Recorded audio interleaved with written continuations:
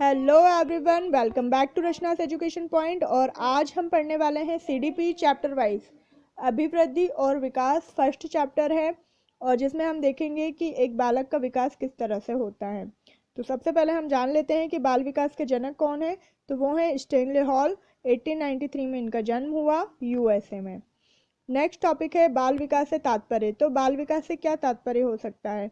तो पहले बुक की लैंग्वेज पढ़ लेते हैं। जैसे कि बाल विकास में गर्भावस्था से लेकर किशोरावस्था तक होने वाले परिणात्मक तथा गुणात्मक परिवर्तनों के स्वरूप तथा इनके फलस्वरूप व्यवहार एवं व्यक्तित्व में आने वाले परिवर्तनों का उस व्यक्ति विशेष की परिस्थितियों के संदर्भ में अध्ययन। तो सिंपल लैंग्वेज में अगर बोला जाए तो जब बच्चा एक माँ के गर्भ में आता है और तब से लेकर किशोरावस्था तक होने वाले परिणात्मक मतलब शारीरिक और गुणात्मक मतलब मानसिक रूप से जो भी चेंजेस आते हैं उसकी बॉडी में, तो उन चेंजेस की वजह से उसकी जो परिस्थितियों पर इफेक्ट पड़ता है, तो उसके बारे में अध्ययन होता है बाल विकास। आई होप सब समझ गए होंगे। नेक्स्ट है बाल विकास। अब बाल विकास किन दो प्रक्रियाओं से मिलकर बना है। तो पहली है गुणात्मक प्रक्रिया और दूसरी है परिमाणात्मक प्रक्रिया। अब गुणात्मक क्या होती है। गुणात्मक किसी भी बालक का आईक्यू लेवल टेस्ट करना कि वो मानसिक तौर पर कितना कैपेबल है। और परिमाणात्मक मतलब कि वो शारीरिक रूप से उतना डेवलप हो पाया है या नहीं हो पाया। जैसे कि एक एज के अकॉर्डिंग उसकी हाइट है या नहीं, एक एज के अकॉर्डिंग उसका वेट है या नहीं। इस तरह की सभी चीज़ें, सभी पहलुओं पर ध्यान देना ही बाल विकास कहलाता है। उसके बाद आता है बाल विकास की प्रकृति। अब बाल विकास की प्रकृति कैसी है, वैज्ञानिक है। और ये क्वेश्चन एज इट इज़ आता है कि बाल विकास की प्रकृति कैसी होती है। तो उसके 4 ऑप्शन आते हैं जिसमें आपको वैज्ञानिक पर टिक करना होता है। वैज्ञानिक क्या होता है मैं आपको एक बार सिंपल लैंग्वेज में बता देती हूँ कि एक सिस्टमेटिक रिसर्च के बाद जो भी रिजल्ट निकलता है और उसे साइंटिफिकली, जो रिजल्ट निकलता है उसे साइंटिफिकली प्रूफ भी कर देते हैं, तो उसे साइंटिफिक या हिंदी में वैज्ञानिक कहते हैं। नेक्स्ट है बाल विकास की परिभाषा। अब जो फेमस साइंटिस्ट हैं, साइंटिस्ट नहीं, साइकोलॉजिस्ट हैं, क्रो एंड क्रो, उन्होंने एक परिभाषा दी है जो बहुत ही एग्जाम में आती ही आती है। तो वो है बाल मनोविज्ञान का वैज्ञानिक। बाल मनोवैज्ञानिक क्या है, वैज्ञानिक अध्ययन है जो व्यक्ति के विकास का अध्ययन गर्भकाल के प्रारंभ से किशोरावस्था की प्रारंभिक अवस्था तक करता है। तो ये किसने कहा है, क्रो एंड क्रो ने कहा है। अब मुझे इतनी ट्रिक्स तो नहीं आती हैं, लेकिन फिर भी अगर आप देखें कि गर्भाकाल के प्रारंभ से और किशोरावस्था की प्रारंभिक अवस्था तक, तो प्रारंभ प्रारंभ दोनों में आ रहा है, तो आप इससे रिलेट करके ये आप जो भी डेफिनेशन है क्रो एंड क्रो की आप लर्न कर सकते हैं। नेक्स्ट है अभिवृद्धि और विकास में अंतर। अब अभिवृद्धि और विकास में हम अंतर देखेंगे कि आखिर वृद्धि और विकास में अंतर क्या होता है। तो अभिवृद्धि क्या होती है, अभिवृद्धि बाह्य रूप से होती है, मतलब ये शारीरिक होती है, हमें दिखाई देती है। कोई भी चेंजेस होते हैं बॉडी में तो हमें सामने दिखाई देते हैं किसी भी पर्सन के। परिमाणात्मक मात्रात्मक संबंधी परिवर्तन होते हैं। अब मात्रात्मक संबंधी परिवर्तन क्या होते हैं कि हाइट हम नाप सकते हैं, हाइट हमें दिखती है फिर हम उसे नाप भी सकते हैं। वजन हमें दिखता है सामने वाले का बढ़ रहा है घट रहा है, तो हम उसे नाप भी सकते हैं कि घट रहा है या बढ़ रहा है। नेक्स्ट है अभिवृद्धि में शारीरिक परिवर्तन एक निश्चित उम्र तक होते हैं। तो सभी को पता है कि हाइट एक निश्चित उम्र तक बढ़ती है, वजन कम ज़्यादा लगा चलता रहता है, लेकिन और भी जो कुछ चेंजेस होते हैं वो भी एक निश्चित समय तक ही होते हैं। जैसे कि किशोरावस्था में जब बालक आता है तो उसकी थोड़ी थोड़ी दाढ़ी मूछें आती हैं, या तो फिर ये चेंजेस उसके बाद थोड़े ज़्यादा बदलाव, आगे चल के ज़्यादा बदलाव नहीं होते हैं, एक निश्चित उम्र तक ही होते हैं। फोर्थ है व्यक्ति की लंबाई एवं वजन में परिवर्तन, ये हमने पढ़ ही लिया है। बाकी फिफ्थ है अभिवृद्धि शारीरिक रूप से होती है। तो ये तो सिर्फ पॉइंट बढ़ाने के लिए बुक में दिया हुआ है, मुझे नहीं लगता इसका कोई सेंस है, क्योंकि अभिवृद्धि हमने पहले ही पढ़ ली है कि बाह्य रूप से होती है, मात्रात्मक संबंधी परिवर्तन होते हैं, शारीरिक परिवर्तन होते हैं जो एक निश्चित उम्र तक होते हैं। तो ये सब आप देख लीजिएगा एक बार, पढ़ने से ही समझ में आ जाएगा। नेक्स्ट है विकास। अभी हमने अभिवृद्धि के बारे में पढ़ा, अब हम विकास देख लेते हैं कि विकास में क्या होता है। विकास होता है गुणात्मक और मात्रात्मक परिवर्तन में। विकास एक सतत प्रक्रिया होती है, मतलब हर दिन बच्चा या हर दिन कोई भी इंसान हर दिन कुछ ना कुछ नया सीखता है। ये एक सतत प्रक्रिया होती है जो जन्म से लेकर किसी भी इंसान के मरने तक ये प्रक्रिया चलती रहती है। थर्ड पॉइंट वही है, जन्म से लेकर जीवन पर्यंत चलने वाली प्रक्रिया, क्योंकि दिमाग हमारा चलता ही रहता है। कभी ऐसा नहीं है कि एक निश्चित उम्र तक चलता है उसके बाद इंसान सीखना बंद कर देता है और उसका दिमाग भी काम करना बंद कर देता है, ऐसा नहीं है। जैसे जैसे उसकी एज बढ़ती जाती है वैसे वैसे ही उसकी मानसिक प्रक्रियाएं या फिर जो उसकी मेंटल एबिलिटी है वो बढ़ती ही जाती है। फोर्थ, विकास क्या है? एक मानसिक प्रक्रिया है, ये हम सब जानते हैं। नेक्स्ट, अभिवृद्धि और विकास की परिभाषा है। अब हमें परिभाषा देखनी है अभिवृद्धि और विकास की। क्रो एंड क्रो ने क्या किया था कि बाल विकास के ऊपर परिभाषा दी थी, लेकिन अब हम पढ़ेंगे अभिवृद्धि और विकास की परिभाषा में। तो विकास प्राणी में होने वाला प्रगतिशील परिवर्तन है जो किसी लक्ष्य की ओर निर्देशित होती है। तो ये किसने कहा है? ड्रेवर ने कहा है। तो ड्रेवर एक साइकोलॉजिस्ट हैं, इन्होंने बताया है कि प्रगतिशील परिवर्तन है जो किसी लक्ष्य की ओर निर्देशित होती है। तो ड्राइवर को अगर हम ड्राइवर की तरह देखें तो ड्राइवर हमें अगर गाड़ी में बैठते हैं तो कहाँ लक्ष्य की ओर पहुँचाता ही पहुँचाता है। तो इस तरह से आप ये ट्रिक बनाकर, इस तरह के ये कीवर्ड यूज़ करके आप ये ट्रिक बना के अपनी परिभाषा याद रख सकते हैं। नेक्स्ट है हरलॉक की परिभाषा। हरलॉक ने क्या बताया है? शारीरिक अंगों की लंबाई, शारीरिक अंगों की लंबाई भार में वृद्धि, चौड़ाई में वृद्धि, मस्तिष्क के आकार व संरचना में वृद्धि।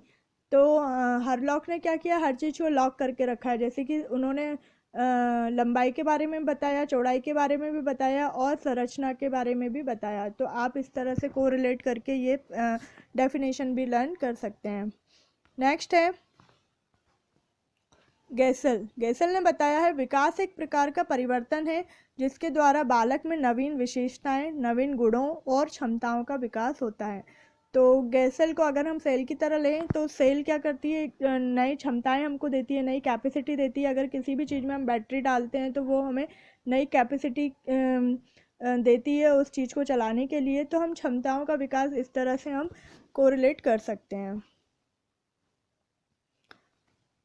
यहाँ पर अब अभिवृद्धि और विकास के कुछ सिद्धांत या संकल्पना दी हुई हैं पॉइंट वाइज। तो मैं एक एक पॉइंट आपको अच्छे से क्लियर करती चलूँगी। आई होप कि आप लोगों को समझ में आएगा।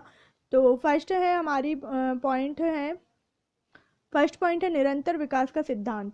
तो निरंतर विकास में क्या होता है कि जो भी विकास की प्रक्रिया है वो निरंतर चलती रहती है जन्म से लेकर मृत्यु तक। हर दिन व्यक्ति कुछ ना कुछ नया सीखता है जिसमें कुछ उसकी सफलताएं होती हैं और कुछ असफलताएं भी होती हैं, और कई व्यक्ति ऐसे होते हैं जो दूसरों की गलतियों से भी सीखते हैं। तो इसे बोला जाता है निरंतर विकास का सिद्धांत जो चलता ही रहता है।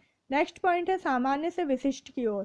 सामान्य से विशिष्ट में क्या होता है कि जैसे कि एक छोटा बच्चा है वो स्टार्टिंग में रोकर अपनी क्रियाएं या प्रतिक्रिया देता है, एक्शन और रिएक्शन देता है, तो उस तरह से, और उसके बाद फिर वो एक एक शब्द बोलना स्टार्ट करता है, फिर पूरा सेंटेंस बोलता है। तो इसी तरह से कि एक बच्चा पहले सामान्य क्रियाएं करता है और धीरे धीरे फिर विशिष्ट की ओर जाता है। नेक्स्ट है विकास क्रम का सिद्धांत। तो विकास क्रम का सिद्धांत वही है सामान्य से विशिष्ट की ओर। मान लीजिए कि विकास एक क्रम में चलता है, जैसे कि बच्चा पहले करवट लेना सीखता है, फिर बैठना सीखेगा, फिर घुटने के बल चलना स्टार्ट करेगा, और उसके बाद फिर वो खड़ा होगा। तो जो भी विकास है वो स्टेप बाय स्टेप चलता है, जिसमें इंसान है या फिर कोई भी बच्चा है वो स्टेप बाय स्टेप लर्निंग करता है। नेक्स्ट है परस्पर संबंध का सिद्धांत। परस्पर संबंध में क्या होता है कि जैसे कि हम किसी भी एक पर्सन है, उसकी शारीरिक, मानसिक या सामाजिक सभी क्रियाएं जो हैं वो एक दूसरे से जुड़ी हुई हैं। अगर शरीर में कोई चेंजेस आते हैं तो हमारा मानसिक बदलाव होना भी स्वाभाविक हो जाता है, या फिर समाज में कुछ चल रहा है या कुछ घटित हो रहा है तो हमारे जो विचार हैं, मानसिक विचार हैं, वो चेंज हो जाते हैं। तो ये सब एक दूसरे से जुड़े हुए हैं, परस्पर जुड़े हुए हैं। नेक्स्ट व्यक्तिगत विभिन्नताओं का सिद्धांत। अब व्यक्तिगत विभिन्नताओं का सिद्धांत में क्या है कि हर पर्सन या हर बच्चा अपने तरीके से विकास होता है, उसका रहन सहन, उसके वातावरण के अकॉर्डिंग। अगर दो दो बच्चे हैं, दोनों का जन्म एक साथ हुआ है, मान लीजिए एक ही डेट को हुआ है, लेकिन वो अलग अलग घर में हुआ है, तो दोनों का वातावरण अलग है, रहन सहन अलग है। भले ही ये सेम है तो कुछ नहीं होगा, उनका वातावरण अलग है, रहन सहन अलग है, तो उनके सीखने की जो क्षमता है वो अलग होगी, और वो अलग होने की वजह से दोनों में बहुत डिफरेंस देखने को मिलता है। तो इसे ही बोलते हैं व्यक्तिगत विभिन्नताओं का सिद्धांत। नेक्स्ट है निकट से दूर का सिद्धांत। निकट से दूर का सिद्धांत में क्या होता है कि जो भी हमारा विकास है, पहले हमारे सिर का विकास होगा, तो सिर का विकास हुआ है तो फिर सिर के आसपास का विकास होगा, जैसे कि कान हुए, नाक हुए, आँखें हुई, और फिर उसके बाद फिर हाथ अगर हाथों का विकास हुआ है तो फिर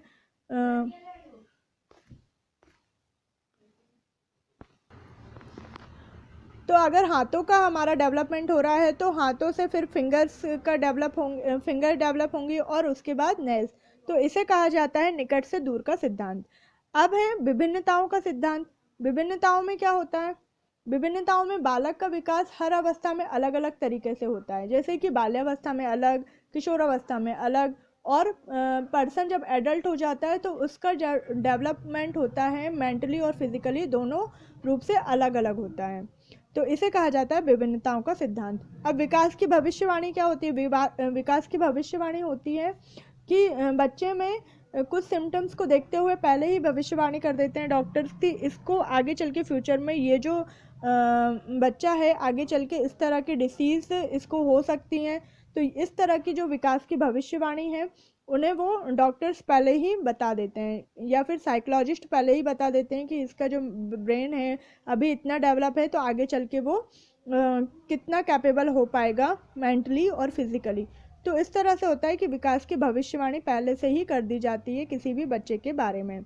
नेक्स्ट है निश्चित दिशा का सिद्धांत। तो निश्चित दिशा में क्या होता है कि विकास एक निश्चित दिशा की तरफ ही बढ़ता है, कि जैसे कि पहले बच्चा बैठना स्टार्ट करता है, फिर खड़े होने की कोशिश करता है, और उसके बाद चलने की कंडीशन में आता है। तो इस तरह से एक निश्चित दिशा में ही विकास होता है। ऐसा नहीं है कि पहले बच्चा खड़ा होना सीख गया, उसके बाद बैठना सीखेगा, उसके बाद फिर बोलना सीखेगा, ऐसा नहीं होता है। निश्चित दिशा में ही ये सिद्धांत चलता है और ये सबके लिए सेम होता है। नेक्स्ट है स्वाभाविक लक्षणों का सिद्धांत। स्वाभाविक लक्षणों में क्या है? स्वाभाविक लक्षण सभी के लिए एक समान होते हैं, जैसे कि बॉयज़ में जब बॉयज़ किशोरावस्था में आते हैं तो उनकी थोड़ी थोड़ी दाढ़ी मूछें निकलना स्टार्ट हो जाती हैं, तो वो सभी के लिए सेम होता है। ऐसा नहीं है कि किसी पर्टिकुलर पर्सन के लिए ऐसा होता है, वो सभी के लिए सेम होता है। तो वो स्वाभाविक लक्षण होते हैं जो सभी एक एज ग्रुप के सभी लड़कों में इस तरह के लक्षण दिखाई ही देंगे। उसी तरह गर्ल्स के अगर बाल लंबे होना है तो वो सारी गर्ल्स के लिए कैपेबल होगा। तो किसी एक पर्टिकुलर लड़की के लिए ऐसा नहीं होता है कि सिर्फ उसके ही बाल लंबे हो रहे हैं। अगर एक एज ग्रुप में लड़की आ जाती है तो उसके बाल लंबे हो रहे हैं तो वो सभी के लिए सेम रहेगा। नेक्स्ट है विकास क्रम की एक रूपता का सिद्धांत। तो एक रूपता ऐसा होता है कि एक जैसे वातावरण, मतलब कि एक जैसे क्षेत्र के आधार पर अगर हम बात करें तो एक क्षेत्र के लोग एक जैसे दिखाई देते हैं। जैसे कि पंजाबी लोग, अगर उनसे बात करते हैं तो उनके बोलने का तरीका या रहन सहन लगभग एक जैसा ही होगा। तो जो भी दूसरा पर्सन है उन्हें बिना बात किए ही दूर से देखकर ही पहचान लेंगे कि ये पंजाबी हैं या ये इस कास्ट या एरिया से बिलोंग करता है। तो ये होते हैं एक रूपता का सिद्धांत कि हर जाति विशेष के व्यक्ति में अपनी एक पहचान होती है। अब हम बढ़ते हैं क्वेश्चन आंसर्स की तरफ कि फर्स्ट क्वेश्चन है मानव विकास। मानव विकास क्या है? तो मानव विकास है मात्रात्मक व गुणात्मक दोनों का जो रिजल्ट है उसे हम मानव विकास कहते हैं। नेक्स्ट है बाल अध्ययन का पिता कौन है? तो बाल अध्ययन का पिता हमने पढ़ा ही है कौन है, तो बाल अध्ययन के पिता हैं स्टैनले हॉल। नेक्स्ट है बाल विकास से तात्पर्य। अब बाल विकास से क्या तात्पर्य है? तो बालक के गुणों एवं परिमाण दोनों में अध्ययन। नेक्स्ट बच्चे के विकास के सिरस्ते सिद्धांत के अनुसार सत्य है। तो विकास सिर से पैर की ओर होता है। तो ये रहा आज का वीडियो। आई होप कि वीडियो आप लोगों को पसंद आया होगा। पसंद आए तो प्लीज़ लाइक और सब्सक्राइब जरूर कीजिएगा।